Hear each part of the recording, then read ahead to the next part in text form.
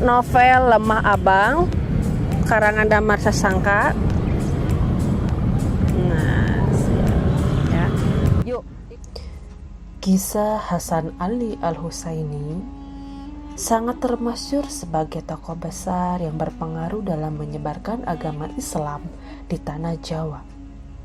Ia mengalami banyak pelajaran dan pengetahuan yang luar biasa tatkala dirinya memutuskan untuk bertirta yatra atau mengembara ke seluruh pelosok tanah Parahyangan dan Jawa demi menimba ilmu luhur dari berbagai ajaran yang ada di tanah Jawa, terutama ajaran Jati Sunda.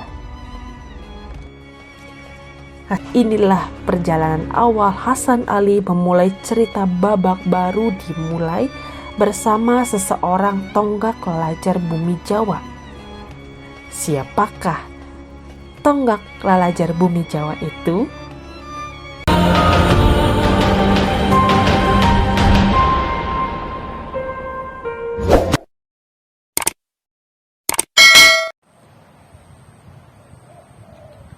Hai, Assalamualaikum warahmatullahi wabarakatuh. Sampurasun, Mugia Rahayu Sagung Dumadi. Jumpa lagi dengan saya Kadita Putri di Story Awareness Channel. Oke teman-teman, hari ini saya udah baca novel Lemah Abang seri kedua, judulnya Rumput Jawan Bertumbuh. Nah, minggu lalu saya udah mereview novel Lemah Abang jilid 1 yang Pikukuh Jawa Sunda. Teman-teman, kalau teman-teman udah ke video saya sebelumnya, di situ udah dijelasin tentang perjalanan Syekh Lemah Abang atau Hasan Ali Al-Husaini atau Syekh Siti Jenar mendalami ajaran Sunda sebelum beliau menyiarkan ajaran Islam. Nah, di novel Lemah Abang seri kedua, di sini ada yang menarik, judulnya itu Rumput Jawan Bertumbuh. Kira-kira seperti apa maksud dari rumput jawan bertumbuh?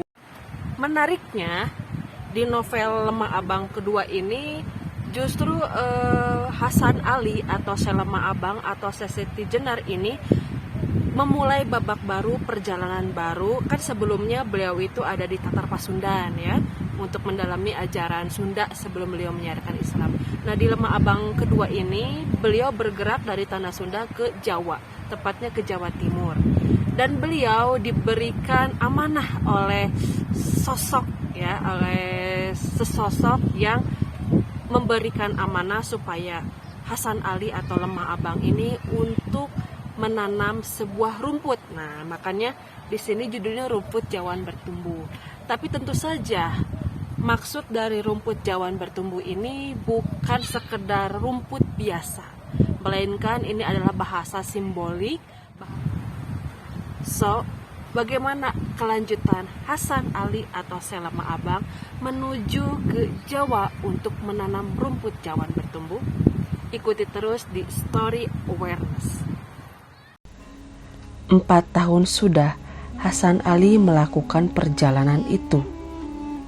Dalam perjalanan berikutnya, dirinya mendapatkan seikat rumput yang bentuknya sama persis dengan padi yang harus ia segera tanamkan di tanah yang tepat. Lagi-lagi, dirinya mendapatkan tuntunan untuk menanam rumput itu dari seorang undagi yang ia temukan di sebuah hutan. Sosok undagi tua yang mengaku sebagai penjaga Nusantara ini memberi petunjuk pada Hasan Ali yang pada akhirnya ia bertemu pada sosok yang tidak terduga. Ia bertemu dengan seorang petapa wanita. Petapa wanita itu membimbing Hasan Ali pada penghujung tirta yatranya.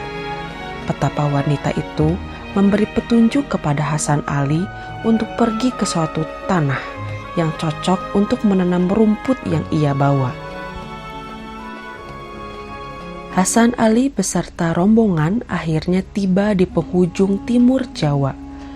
Ia menemukan tanah yang menjadi petunjuk dari petapa wanita itu untuk ia tanamkan rumput yang ia bawa. Letak tanahnya kering, sebab memang daerah tersebut di pesisir laut selatan timur Jawa.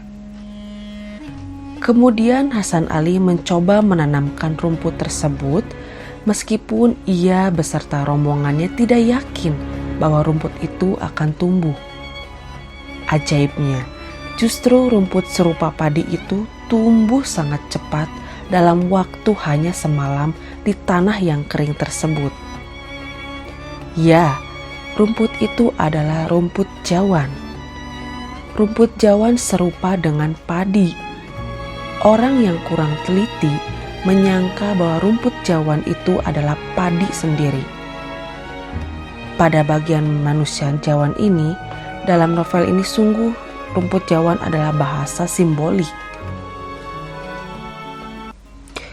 Usai tirtayatra yang dilakukan oleh Hasan Ali, lantas ia pulang ke tanah Cirebon. Di sana ia melaporkan hasil perjalanannya kepada Sri Mangana Cakrabuana, sang penguasa Cirebon. Sri Mangana Cakrabuana merupakan cucu dari Mahaprabu Niskalawastu Kencana, penguasa Sunda Galuh. Lantas, Sri Mangana memberikan nama baru bagi Hasan Ali, yaitu Syekh Abdul Jalil. Akan tetapi, diam-diam dirinya memiliki nama sendiri untuk ia gunakan, yaitu Lemah Abang. Ia pernah diutarakan oleh seorang resi yang pernah ia jumpai tatkala bertemu dengan petapa wanita, bahwa kelak Hasan Ali akan lebih banyak dikenal oleh orang dengan sebutan Cenar. Sementara itu, gonjang-ganjing pertikaian Majapahit mulai memanas. Antara Kedaton Keling yang masih bagian dari Majapahit dan Majapahit sebagai pusat, mereka saling bertikai merebutkan tahta yang pantas yang sebenarnya untuk Majapahit pusat. Keling yang dikuasai oleh Bre Kertabumi, sedangkan Majapahit pusat dikuasai oleh Raden Giri Syawardana. Dan menurut Keling, Majapahit pusat sepantasnya diduduki oleh keturunan Kertanegara. Di sisi lain, para wali Songo lebih memihak Kedaton Keling, sebab Bre Kertabumi adalah penguasa Keling yang sangat terbuka dengan ajaran Islam. Bahkan istrinya Kertabumi sendiri bernama Dewi Amarawati, penganut agama Islam.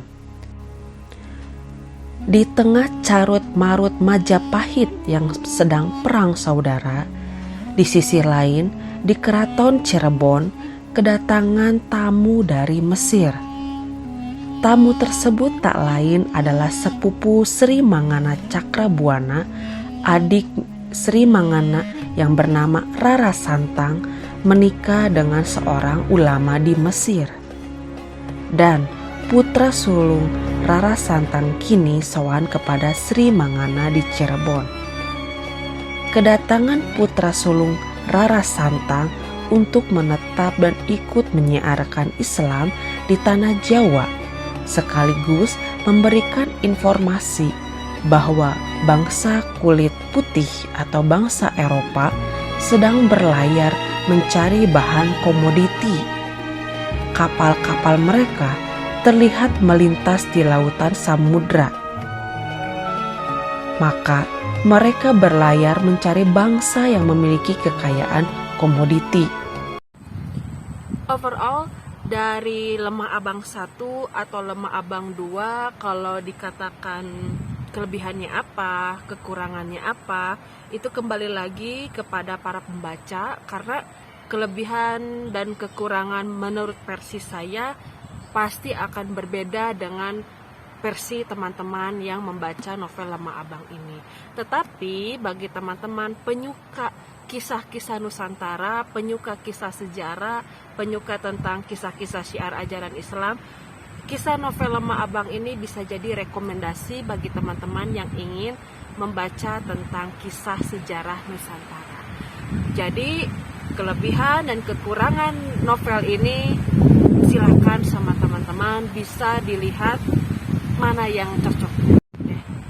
Oke, itu saja novel Lemah Abang 1, novel Lemah Abang 2 selesai sudah saya review, saya sajikan kepada teman-teman semua, khususnya pecinta kisah Nusantara. Oke, terima kasih banyak telah bergabung di Story Awareness Channel. Jangan lupa untuk subscribe, like, dan komen, karena dukungan teman-teman akan memberikan manfaat yang besar untuk channel kami dan juga akan memberikan kontribusi besar terhadap literasi Indonesia. Oke, terima kasih. Sampai jumpa kembali di review buku selanjutnya. Tetap bersama Story Awareness Channel. Dadah!